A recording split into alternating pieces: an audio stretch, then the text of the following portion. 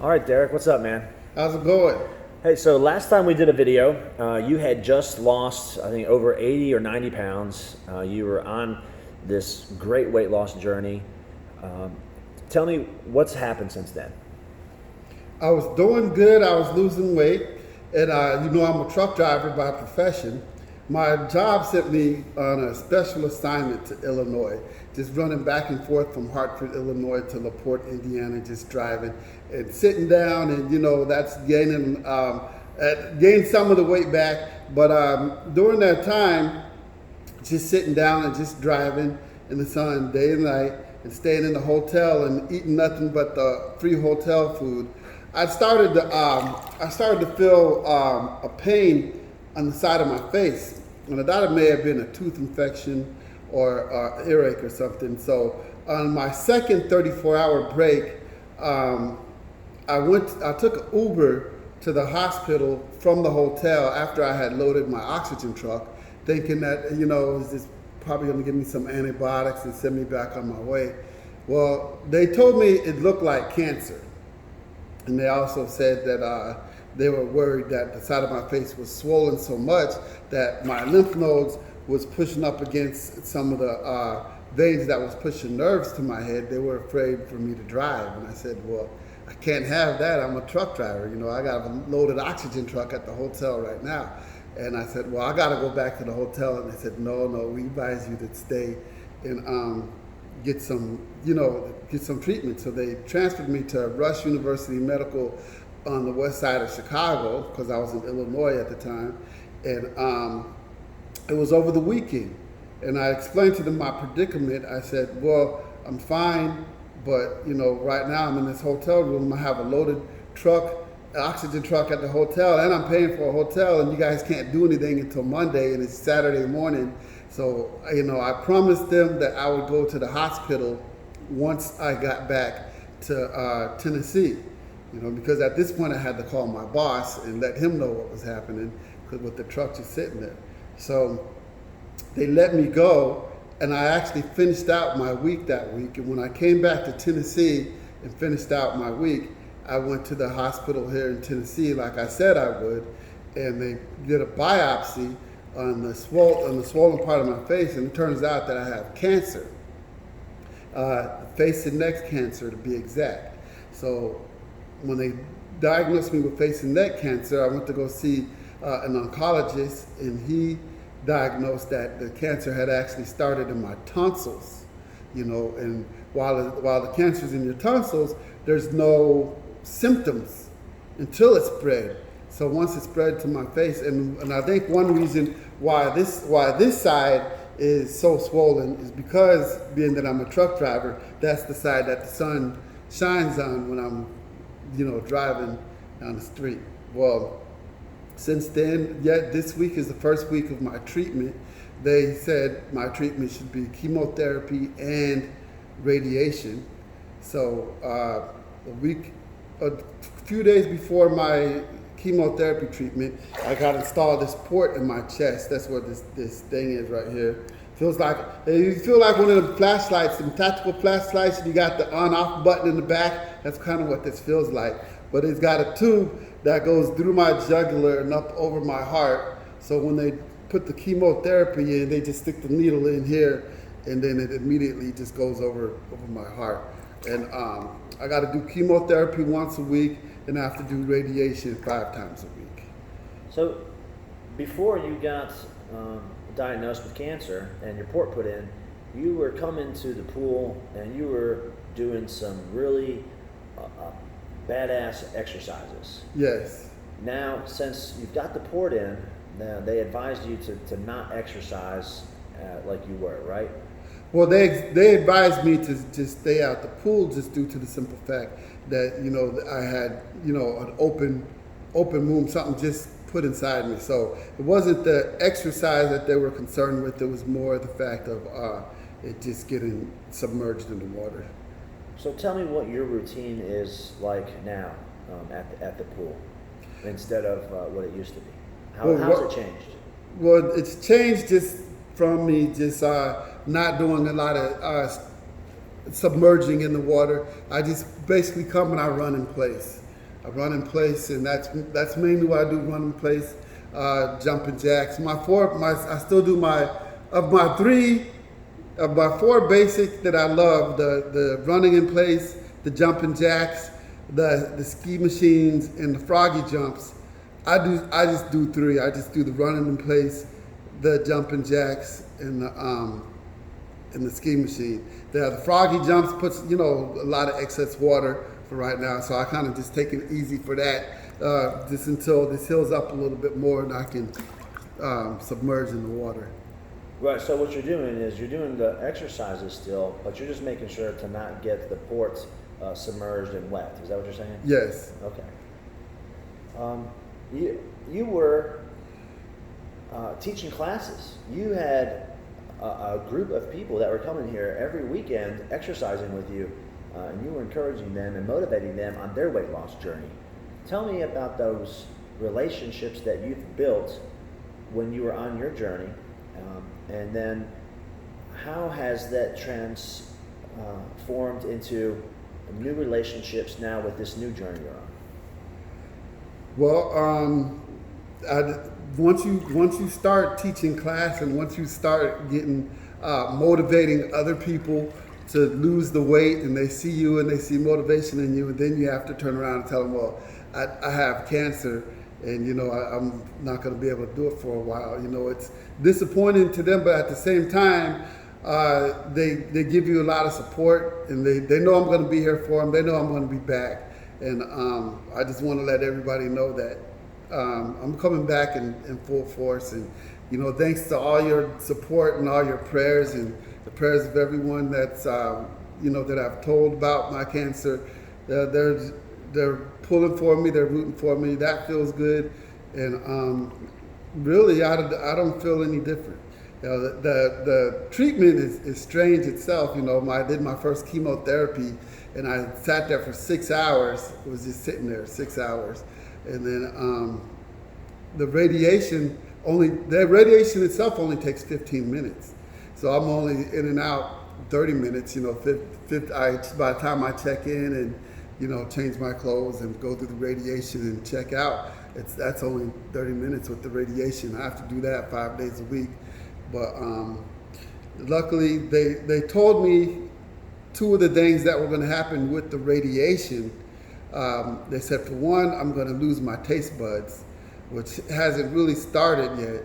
And another thing they told me that may happen is I may lose my speech. But luckily, the radiation doesn't have to be that strong because the cancer didn't spread to the base of my tongue like we thought it may have. So. All right. Now, tell me about some of the relationships since you found out you've had cancer. How has the friends that you've made here, your Beyond Aquatics family, what are some of the things that you've noticed from them? Just all the love. I've had people, bring me water, bring me alkaline water. I've had people bring me recipes. I have people bring me books, and I appreciate all that. And I'm listening to all that. I've actually kind of started a little vegetarian journey that I started. Not too long ago, I went to this restaurant called Poke Fun, and they have these little sushi bowls. So what I'm starting to do with all the vegetarian recipes, I'm starting to make little sushi bowls. I'm starting to make bowls with brown rice as the base, and then just putting other little vegetarian stuff in there, and then putting some of that Well, rice is awesome for you. For anyone. Rice is awesome. Yeah. Brown rice is the way to go. Yeah, I gotta leave me a little rice cooker, and I cook brown rice, and I make vegetarian bowls.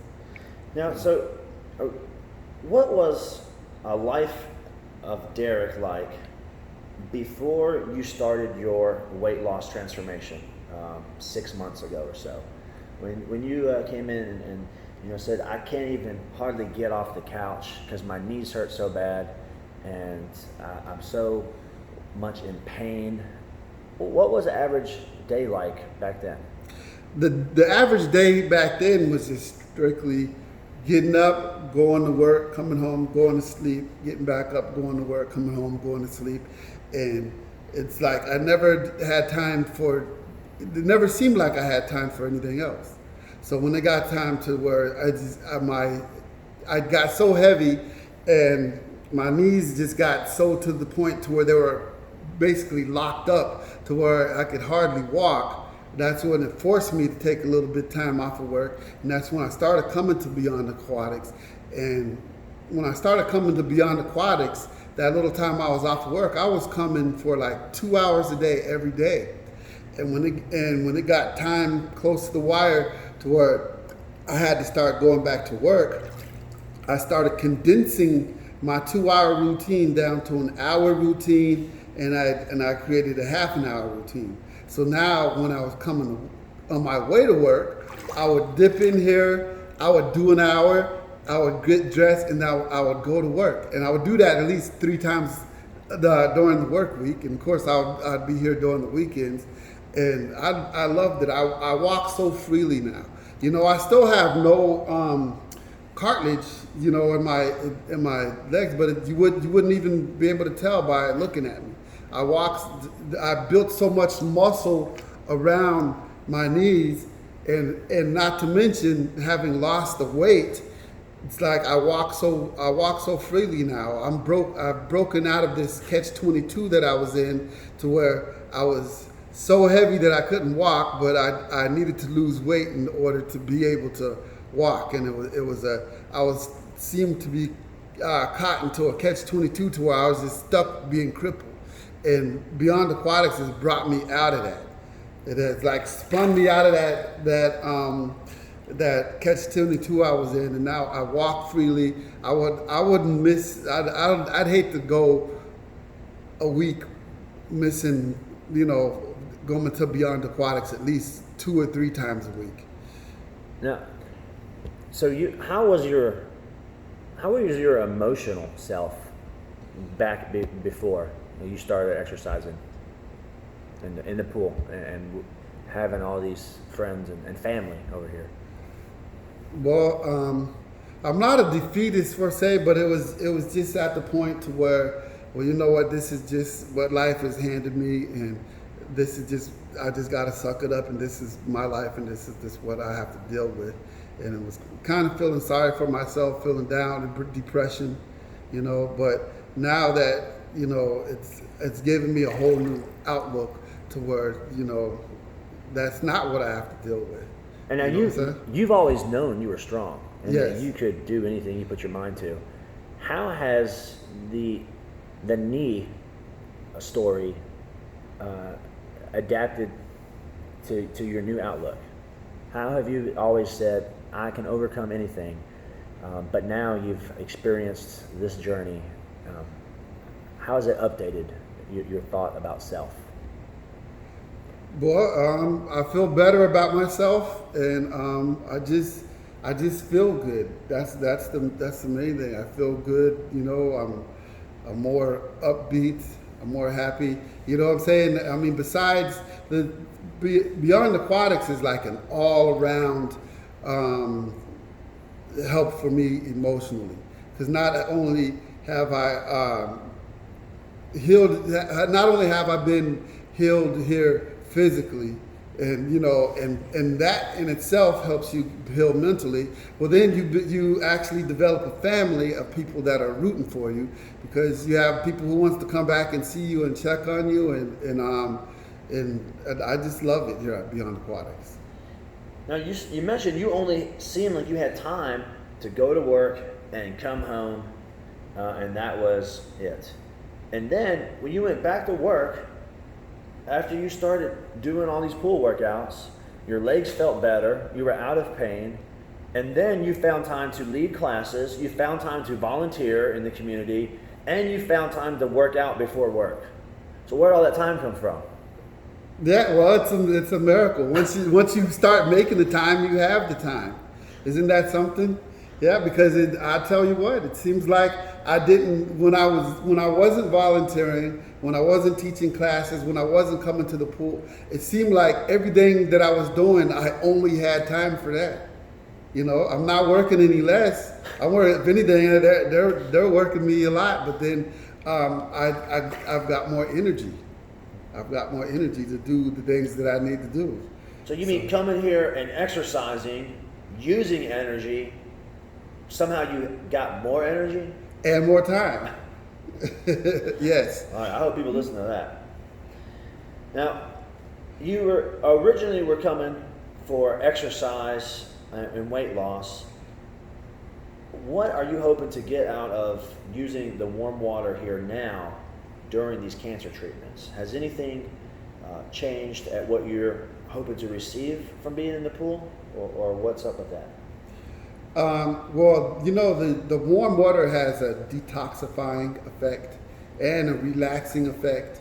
So, usually when I come in here, I'm always ready to run. I'm always moving, As soon as I get in the water, I'll start running in place, start moving, start jumping jack. But sometimes now I'll get in here just to relax. Sometimes I'll just get in the pool just to sit down and relax. And that in itself is detoxifying and just relaxing and stress relieving.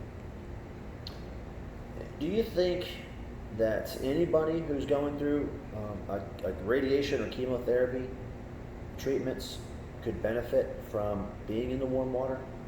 Definitely. What about anybody who wants to exercise and lose weight? Would they benefit from the warm water? Yes.